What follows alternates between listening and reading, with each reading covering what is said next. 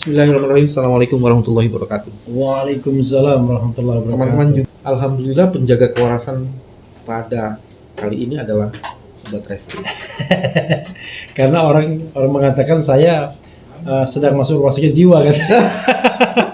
Itu siapa tuh yang ngomong itu? Yang ngomong itu haters, ya, buzzer. Ini ODGJ ya, Udah gaji. RSJ gitu. Oke. Kasus yang tidak dibahas adalah kasus yang sangat mengganggu kewarasan kita. Oke. Sahrul Yassin Limpo. Oke. Sobat Refli, kalau saya coba petakan ya kasus Oke. Sahrul Yassin Limpo ini, Ya. dia tidak hanya membuat tumbang ketua KPK, Oke. dan bahkan sekarang ada dua pimpinan KPK lain ya yang terserempet kasus ini dan sekarang sedang mulai masuk di dalam pusaran labirin kita. Iya. Ternyata ini juga masuk ke partai. Oke. Karena ada dana yang katanya diberikan kepada partai untuk tunjangan Idul Fitri. Oke. Ada juga quote-non, kalau istilahmu tuh kan, Quote-non. ke pas pampres. Andai benar iya, ya. iya. Seandainya benar.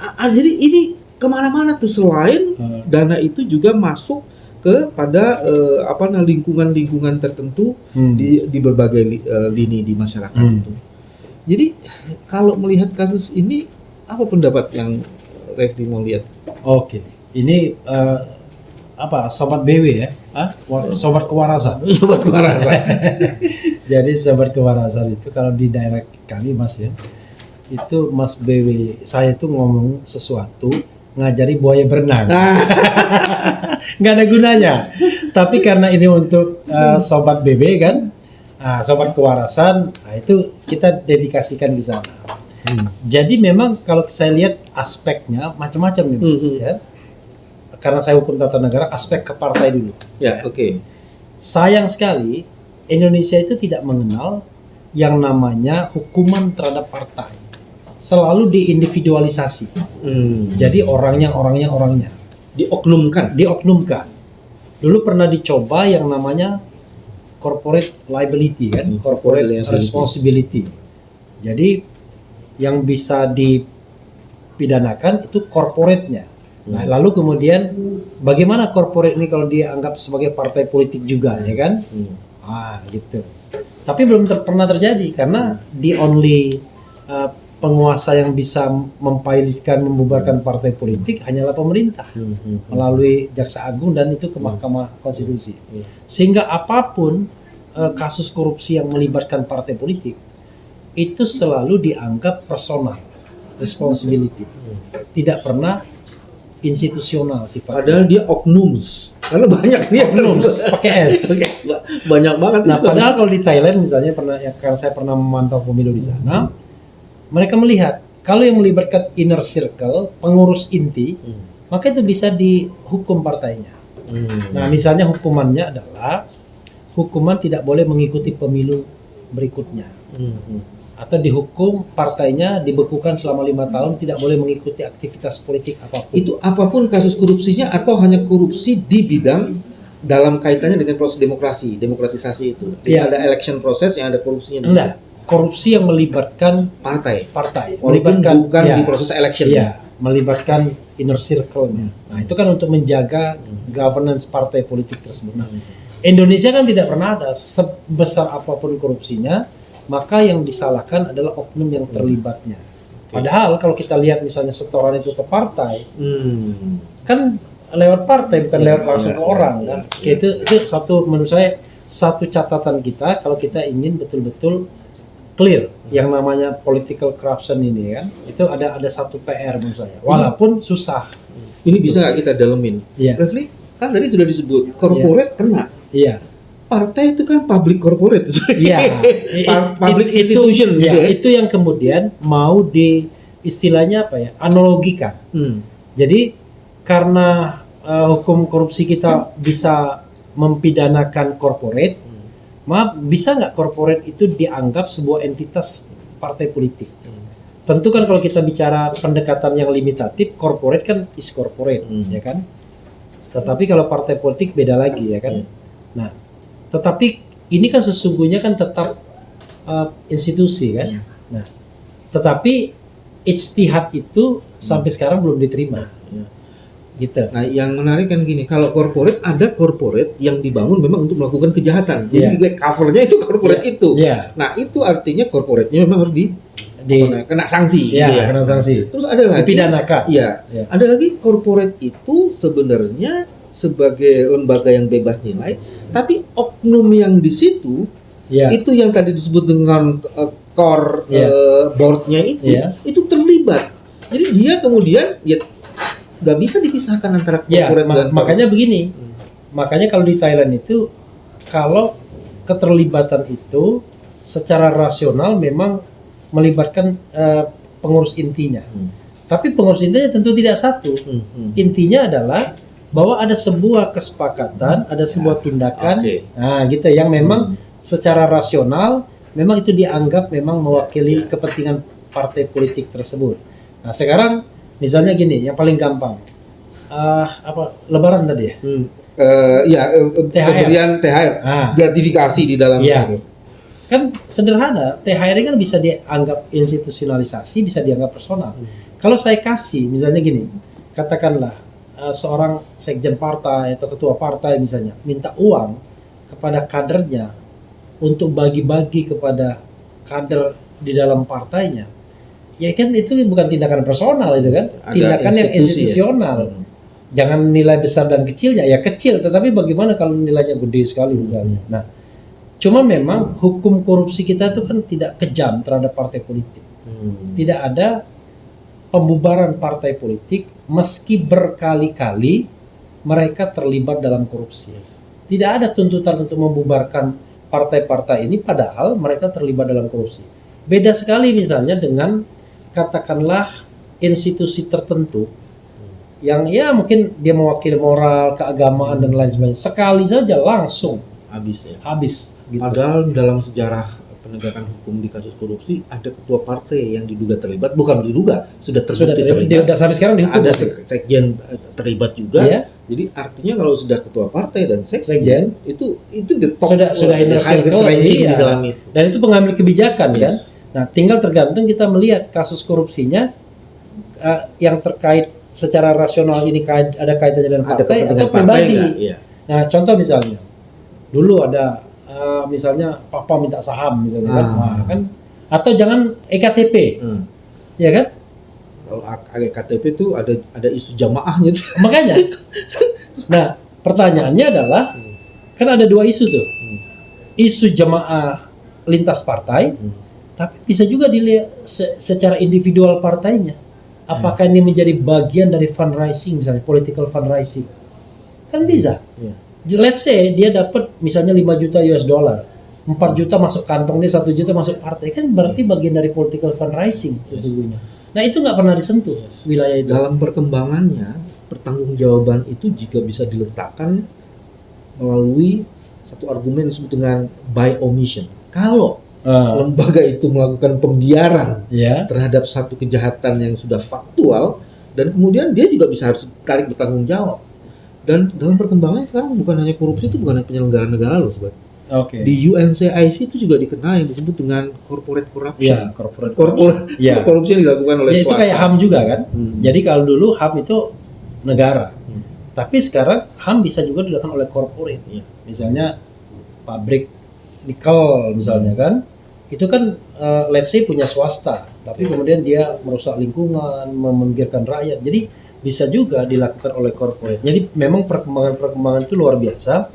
Tapi yang tidak luar biasa di Indonesia adalah law enforcement-nya. Enforcement-nya masih biasa-biasa aja. SJL sekarang kita tarik ke KPK. Oke.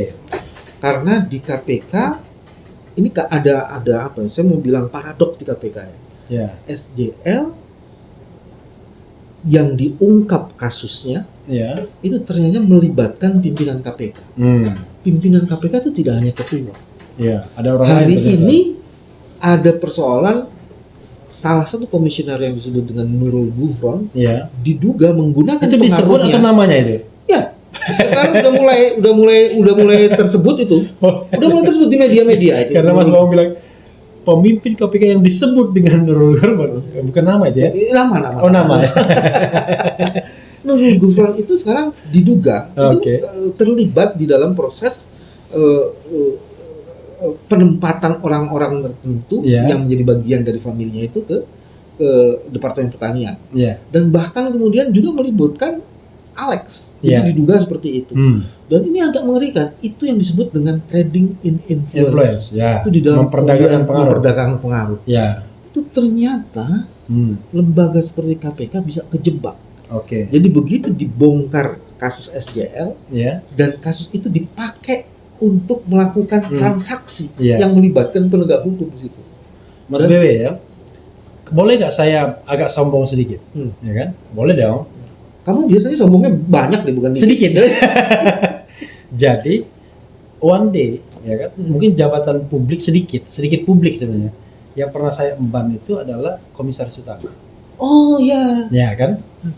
Jasa Marga ya? Jasa Marga dan Pelindo. Boleh, nggak ada masalah. Satu lagi Pelindo di Medan. Ya. Yang saya lakukan dan barangkali sulit sampai saat ini orang tiru adalah saya tidak merekrut satu pun karyawan, baik untuk Dewan Komisaris maupun saya titipkan di corporate. Jadi orang nggak bisa mengatakan, oh ini ada orang refi dan lain sebagainya. Karena saya tahu betul kalau itu dilakukan maka berat. Tidak pernah juga nitip proyek, nah, itu lebih lagi kan. Kalau karyawannya aja tidak punya staf ahli yang nempel di kamu dan kemudian menjadi bagian dari itu. Itu namanya komite audit. Jadi cara merekrutnya adalah silakan mereka mendaftar dan itu bukan kolega saya. Mereka mendaftar lalu kita Dewan Komisaris mengujinya. Nah, saya sebagai komut biasanya mempersilakan anggota komisaris yang lainnya untuk menguji. Lalu setelah itu kita gimana? Misalnya mayoritas Dewan Komisaris sudah mengatakan B dan rasanya tidak ada dispute lagi, selesai sudah. Saya ikut aja. Tapi kalau misalnya in case agak ragu-ragu di antara mereka, ya saya baru kemudian memberikan perspektif tambahan. Karena komite audit itu adalah salah satu instrumen organ yang membantu menjadi alat kelengkapan dari komisaris dan prerogatif kita untuk menentukan mereka. Nah, itu pun tidak, selain komite kan ada juga ada sekretaris komite, ada sekretaris Dewan Komisaris, ada staf-staf, dan itu pun tidak saya lakukan. Biasanya ada beberapa komite tuh, ada komite remunerasi, komite governance, komite audit gitu. Tapi soal keterlibatan KPK dan dugaan penggunaan yang disebut dengan trading in influence, nah itu yang menurut saya agak bingung ya. Seorang yang dengan kualifikasi bisa menjadi pimpinan KPK itu tidak apa istilahnya ya, tidak menjaga itu. Karena itu kan bukan hanya soal etika, tapi sudah korupsi, trading in influence, ya kan? Menurut UNCIC. Nah, kita sudah ratifikasi. Ya. Kan kalau misalnya etika, memang bangsa kita terkenal tidak tahu etika. Sudah salah berkali-kali pun masih sudah dinyatakan bersalah masih gunakan fasilitas ketua, kan gitu. Bahkan masih memperjuangkan jabatannya di PT UN. Orang lain tuh kalau di negara seperti Korea Selatan sudah mengundurkan diri. Kalau di Jepang sudah harakiri dia. Riri juga kan. Kamu lagi bahas kasus SCL, balik ke kasus Umar Usman. Karena saya bicara etika. Etika. Ya kan, itu kan etika. Nah, ini dalam kasus yang Nurul Gufron tadi kan ini bukan etika, tapi ini adalah pelanggaran hukum, korupsi, dan dia adalah anggota KPK atau pimpinan KPK. Kan kacau banget gitu loh cara gimana ya? Gimana? Saya tahu kalau misalnya kita yang namanya melanggar etika misalnya, udah titip dong anak gini, itu sering kita lakukan dan kita nganggap itu bukan pelanggaran. Tapi begitu ada UNCIC tadi, ya kan? Ya itu sudah trading in influence dan Anda harus tahu gimana. Kan saya tahu tuh berkali-kali KPK mengatakan trading in influence dan lain sebagainya untuk memperkenalkan konvensi PBB tersebut, ya kan? Yang dimana di kita belum masuk semua di dalam undang-undang pemberantasan korupsi kita. Belum dinormakan menjadi pasal. Tapi paling tidak itu kan sudah harus menjadi pegangan. Dan kalau hakim itu agak progresif bisa dia masukkan itu. Karena sudah ratifikasi. Sesuatu yang diratifikasi itu artinya sudah sah sebagai hukum. Gitu. Azas dan prinsip yang ada di dalam undang-undang yang diratifikasi itu harusnya juga menjiwai dan bisa menjadi referensi dan rujukan. Iya. Yang paling menarik sebenarnya di dalam kasus SJL ini, SJL diduga melakukan perbuatan melawan hukum itu kan dia mengutip dari pejabat-pejabat. Iya. Jadi, nah yang kemudian agak mengerikan itu hampir Biasanya itu dengan ancaman yang kalau saya dengar. Ancaman Anda mau nomor baru atau isi ulang. Kalau nomor baru kan beda sama isi ulang. Gimana maksudnya beda? Ya kan ada sekjen, ada dirjen, ada direktur dan lain sebagainya. Kalau isi ulang itu tetap di jabatan yang sama. Kalau nomor baru artinya kan naik pangkat, naik pangkat lain dan lain sebagainya. Itu yang saya dengar. Nah, yang paling menarik di situ hampir sebagian besar kebutuhan dari sang menteri itu yang sifatnya sangat personal digunakan karena uang, termasuk sokol beribadah, umroh semuanya. Umroh. Ya kalau yang lain oke lah untuk kesenangan dunia, ini untuk umroh. Jadi maksud saya kok sejauh itu ya soal isu integriti itu di dalam. Kalau menurut saya ini kan fenomena gunung es. Kita seolah-olah wah ini kecil. Ini kan cuma si SYL doang. Saya yakin itu semuanya. Ya maksudnya mungkin semua menteri gitu. Banyak lah. Sebagian besar. Sebagian besar saya yakin. Karena gini, tadi yang saya katakan banyak sekali kita tidak bisa membedakan domain publik sama domain privat. Dan itu sebenarnya kalau kita bicara tentang kelembagaan ya, itu pengaruh masa lalu biasanya. Ini mohon maaf ya dengan segala hormat. Biasanya kalau kita menjabat di jabatan tertentu zaman-zaman dulu, kan tidak ada yang namanya pejabat itu beranak atau beristri, ya kan? Pejabatnya nggak ada. Tapi ada entitas-entitas yang, ini agak seksi sedikit, misalnya Dharma Wanita, yang kemudian bisa menggunakan fasilitas dinas untuk kepentingan personal. Iya. Gitu. Nah, kalau itu masih mending, masih rame-rame, biasanya cuma sekedar gedung, pakai apa-apa, mungkin anggaran sedikit. Bagaimana kalau pejabat itu beristri atau beranak? Ya, pakai kan? Untuk istrinya belanja. Iya. Fasilitas-fasilitas. Iya. Dulu saya pernah ingat. One day saya diceritain zaman peralihan reformasi, ada seorang menteri yang idealis, saya tidak sebutkan namanya, menjadi menteri dia. Begitu dia menjadi menteri, pejabat eselon 1-nya menyodorkan rekening. Dulu banyak sekali yang namanya rekening di luar itu kan, ada istilahnya dulu rekening di luar ini. Apa operasional ya? Iya, tapi intinya rekening liar, rekening-rekening inilah yang tidak terpantau Kementerian Keuangan kan. Waktu itu sekitar 99 2000 itu nilainya sampai puluhan miliar atau ratusan miliar. Ditanya, uang apa ini? Ini Pak, ini kutipan selama ini. Jadi ada pos penampungan. Iya, penampungan kutipan-kutipan itu kan. Setiap kementerian kadang-kadang dia punya kewenangan untuk mengeluarkan surat, mengeluarkan izin dan lain sebagainya kan. Dan itu uang semua. Yang resmi ada, misalnya yang resmi notaris. Pindah ke Jakarta itu bayar PNBP 100 juta. Itu memang resmi. Gila ya, 100 juta. Iya. Nah, tapi kan konon isunya bukan hanya 100 juta, mungkin lipat 2 atau lipat 3 gitu kan. Mana lipat 10. Iya, itu isunya lipat 10. Nah, karena itu itu ada yang barangkali langsung masuk kantong, ada yang ini jangan, ini ada mungkin jatah menteri, kita nanti akan laporkan dan lain sebagainya. Sesuai dengan tradisi kementerian tersebut dari turun temurun ketika zaman Orde Baru kan nggak ada KPK dan lain sebagainya. Ini uang apa? Ya gitu-gitu. Lalu penggunaannya terserah Bapak. Bayangkan. Untuk kawin lagi juga boleh. Ya terserah. Kan nggak ada pertanggungjawabannya. Dan itulah dana-dana itulah yang konon akhirnya masuk ke politik. Karena sang menteri ini rupanya masuk politik. Ya, salah satunya. Nah, yang begini-begini ini menurut saya udah tradisi.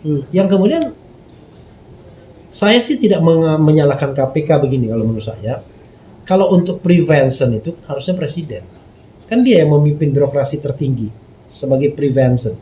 Kan kalau prevention kan dia bisa, tapi kalau law enforcement, penindakan, hanya KPK, kejaksaan sama kepolisian. Nah, dalam kasus SYL ini kan harusnya prevensinya kuat. Dan tidak hanya preference, selection. Baik selection oleh partainya maupun selection oleh presiden sebagai pejabat kabinet. How come Anda kemudian dulu ingat pada masa pemerintahan pertama Jokowi, wah, menteri itu disetorkan ke BW dan Abraham Samad dan teman-teman. Itu waktu ini ya, Pak Jokowi pertama ya.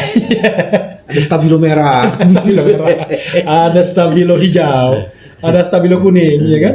Hijau ada nggak hijau? Nggak ada ya? Ini mesti tanya ke Abraham Samad. Oh. Karena statementnya yang bikin Abraham Samad itu. Kita kaget-kaget juga setelah itu kan. Ya. Tapi paling tidak bisa menghalangi orang tertentu untuk masuk kan, yang dianggap bermasalah. Periode kedua kan nggak ada lagi. Nggak ada. Padahal kalau kita lihat rekodnya yang kita diskusikan ini, isu tentang dia kan sudah di daerah tuh banyak sekali. Salah satunya ini, mohon maaf, kita harus, ini isu ya, sekali lagi sorry, mohon maaf, isu. Misalnya isu katakanlah apa istilahnya ya, drug, gitu misalnya, ya kan, penyalahgunaan obat misalnya, kan itu kan sudah isu yang tersebar di mana-mana. Harusnya ada klarifikasi dan konfirmasi itu maksudnya. Iya, gitu. Nah, kok bisa? Karena orang ini kan bukan genuine dari partai yang sekarang dia tempati. Kita kan sebelumnya kan partai X, kalau nggak salah Pak Golkar dulu kan, gitu. Artinya kan dia pindah itu bukan dalam kondisi kosong, dalam kondisi yang berisi. Atau karena berisinya itu makanya dia ditampung gitu. Nah itu juga membuat partai politik jadi kehilangan elan restoratifnya kan jadinya kan. Kalau begitu dari seluruh percakapan tadi sebenarnya memang dalam negara hukum yang demokratis ini partai tak bisa dinafikan, dia peran sangat strategis dan membangun partai yang mempunyai basis integritas itu menjadi sesuatu yang dan integritas itu kalau dikerucutkan lagi, pertama adalah di sistem keuangannya. Harus jelas dari mana uangnya. Transparansi akhirnya. Transparansi dan accountability dalam finansial sistem menjadi sesuatu. Jadi transparansi penerimaan, transparansi penggunaan. Dan pada kondisi itulah kemudian pentingnya negara memberi partai dana sehingga kemudian dia tidak perlu mencari-cari lagi dana. Itu ada 3 pilihan, Mas, kalau yang begitu memang. Jadi ada pilihan semua kebutuhan partai politik itu dipenuhi 100%. Yang kedua, partai disuruh nyari sendiri dan negara sama sekali tidak tanggung jawab. Atau ada bagian negara, ada bagian sana. Nah, yang jadi masalah adalah kalau ada kejelasan nggak apa-apa, tapi ruang gelapnya itu nggak tahan. Ini ada bagian negara per suara sekian, ya kan? Dulu per kursi kalau tidak salah. Sekarang jadi per suara. Wow, jadi lumayan gede. Oke. Kalau kita kaitkan dengan operasional partai ya kecil sekali itu. Sangat kecil. Bayar ATK, bayar staf sudah habis. Nah, akhirnya kan ada bagian besar yang harus dicari. Sementara partai nggak boleh bikin usaha. Maka kan yang jadi masalah pasti ada sumbangan pihak ketiga. Baik perorangan maupun korporat. Badan usaha. Untuk perorangan dan badan usaha digedein. Kalau salah badan usahanya sekarang 75 M ya kan? Pokoknya digedein. Tapi kan karena tidak transparan, ya akhirnya adalah ini partai bikin usaha melalui elit-elitnya. Sebagian dikembalikan ke partai politik, sebagian dipakai, sebagian besar dia pakai. Dan kita gelap. Dari mana sumber keuangan partai tersebut yang bisa membiayai berkali-kali lipat dari sumbangan negara? Nah, selama kita tidak bisa menelusuri dana itu, ya selama juga gelap. Gitu. Padahal baru pendapatannya ya, belum penggunaannya. Gitu. Kalau sistem keuangan partai itu tidak bisa dibangun transparansi dan akuntabilitasnya, maka bagaimana mungkin kinerja partai itu bisa dibangun sistem integritasnya kan? Apalagi kan sebenarnya problem kedua ini adalah soal kepentingan kapital yang bisa masuk gara-gara gelap itu, sehingga kemudian mereka menjadi elit partai dan secara diam-diam partai dikuasai oleh kepentingan konglomerasi. Jadi sebenarnya kalau kita uang masuk partai itu kan 2, masuk ke partainya atau masuk ke elitnya. Tapi kalau paling gampang, karena di Indonesia ini partai tidak ada yang demokratis, rata-rata sangat ditentukan oleh katakanlah ketua umum dan sekjennya, maka bisa dipastikan kan itu kuncinya. Nah harusnya terhadap ketua umum dan belum sekjen bisa dipastikan apa nih ketua umum? Belum dilanjutin bisa dipastikan. bisa dipastikan uang itu mengalirnya ke sana. Oh, gitu. Ya kan? Kalau misalnya dia baik, maka share buat partainya agak gedean. Tapi kalau dia tidak baik, buat pribadinya gedean. Tapi saya bisa pastikan sebagian besar itu akan dia keep sendiri untuk menjaga loyalitas dan leadership di partai tersebut. Jadi dia nggak mau dong langsung distribusi begitu saja. Nanti pada pemilihan ketua berikutnya bisa diambil orang lain kan. Akibatnya partai memang tidak pernah sehat. Untuk partai yang punya peluang untuk berkompetisi. Tapi ada partai yang tidak punya peluang untuk berkompetisi kan. Partai yang ya seperti Nasdem, seperti Demokrat misalnya. Sulit kita mengatakan akan ada demokrasi internal. Demokratisasi internal iya, di dalam kan? tubuh partai. Nah, tapi ke partai yang berkompetisi tadi seperti PAN misalnya, seperti Golkar, akhirnya punya kepentingan ketua yang sekarang untuk mengkeep semua sumber-sumber resources tersebut agar dia punya bargaining power untuk terus melanjutkan kepemimpinan. Dana itu dipakai untuk membangun monoloyalitas kepentingan dirinya. Nah, jadi menurut saya memang akhirnya, makanya saya kan selalu bicara tentang perombakan yang struktural. Jadi nggak bisa kita menyelesaikan ini dengan day to day pemerintahan. Day to day pemerintahan itu biasanya dia sangat sektoral, sangat parsial kan, tapi tidak struktural. Apa kabarnya ketua KPK ya? Kasusnya udah lama kan? Saya juga heran. Nggak, karena saya lihat dia jual apa rumah, karena dijual, hubungi Firly. Banyak sekali, coba lihat ada beberapa hubungi Firly, cuma Firly-nya pakai Y nih, kalau itu kan nggak pakai Y. Nah ini sendiri sudah menunjukkan kepada kita ya bagaimana di antara sesama penegak hukum itu saling loyal. Apa istilahnya? Bukan loyal, apa ya? Saling menyandra. Bukan, saling ini melindungi. Tepos seliro. Oh, tepos seliro. Iya kan? Begitu kan yang namanya korupsi kan kejahatan yang luar biasa paling tidak menurut omong-omongnya kita kan. Tapi apa istilahnya penindakannya nggak luar biasa. Ditetapkan sebagai tersangka sampai sekarang dia nggak jelas di mana itu barang. Itu orang ya, bukan barang, orang. Iya. Dan karakter kedua dalam tipikor itu tindak pidana korupsi, dia well organized. Nah, jadi jangan-jangan itu menjadi bagian dari kepentingan bersama yang tidak dilindungi. Ya, jangan-jangan. Jadi akhirnya disuruh pergi aja. Kan beratnya begitu. Ya, saya gini. Kan kita ini kan ingin kebaikan negara ini kan. Menurut saya negaranya terlalu banyak di capture ya kan, dibajak oleh orang-orang yang secara formal kita kasih kekuasaan. Baik langsung seperti wakil rakyat atau melalui wakil kita atau melalui pemimpin kita. Nah itu yang jadi masalah di penegak hukum ada. Dulu saya menganggap at least ada dua champion masih kan, KPK sama MK. Setelah DPD kena juga waktu itu kan. Tapi sekarang nggak ada lagi. Bayangkan. MK kena, KPK kena.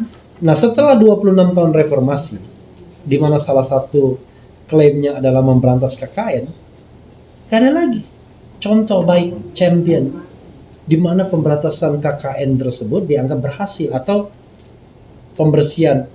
Dulu kan namanya Bambang Wijoyanto itu bicara tentang Island of Integrity, ya kan? Integrity Island, ya kan? Nggak ada lagi, nggak ada lagi udah tenggelam, nggak ada lagi, udah tenggelam semua. Itu bahkan sekarang muncul frasa kata korupsi. Justru merebak di lembaga pemberantasan korupsi. Kenapa? Karena dia tahu betul bagaimana cara yang aman untuk korupsi. Melakukan korupsi secara aman. Aman, ya kan? Aman, damai, dan sesuai dengan prinsip-prinsip tata kelola pemerintahan yang tidak baik. Jadi kasus SJL sebenarnya SJL itu sebenarnya bisa mengungkap bagaimana modus operandi korupsi bekerja.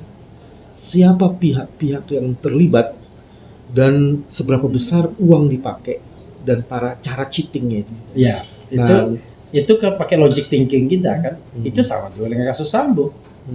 Ya kan? Kasus Sambo juga bisa mengungkap itu. Bukan kasus pembunuhannya, tapi begitu ditemukan uang ratusan miliar, ditemukan yang dititipkan ke ajudan saja jumlahnya bisa ratusan juta, ya kan? Itu lalu ada yang triliunan dan lain sebagainya. Tapi kan momentum-momentum seperti itu kan tidak pernah dimanfaatkan tadi, karena well organized tadi kan. Sehingga ketika kita berharap KPK yang menindak itu, kita ragu sekarang. Berharap penegak hukum lain menindaknya, kita ragu. Akhirnya ini menjadi omon-omon publik aja, gitu. Kasus SJL harusnya membongkar kewarasan kita bahwa korupsi itu masih ada dan bekerja sangat luar biasa. Oh, bukan masih ada, bahkan berkembang. Kan indeks persepsi korupsi kita kan jalan di tempat. Jalan di tempat. SBY 10 tahun pemerintahan dia naikkan IPK dari 20 ke 34. 14 poin. 14 poin. Jokowi naikkan dari 34 ke 34. Pernah 40 sebagai the highest poinnya dia. Tapi turun 38, turun 37, naik 38, turun 34, sekarang 34. 2 tahun berturut-turut sudah. Jadi kalau kita bahasa positifnya jalan di tempat, ya kan? Bahasa negatifnya gagal. Mana ada jalan di tempat tuh berhasil atau netral? 10 tahun nggak ngapa-ngapain. Gagal karena indeksnya stagnan. Salah satu indikator yang bisa kita percaya kan? Gitu. Teman-teman, inilah cara kita menjaga kewarasan. Kasus SJL contoh terbaik bahwa korupsi itu makin dahsyat. Sampai ketemu lagi. Terima kasih. Assalamualaikum warahmatullahi wabarakatuh. Waalaikumsalam warahmatullahi wabarakatuh. Lulus.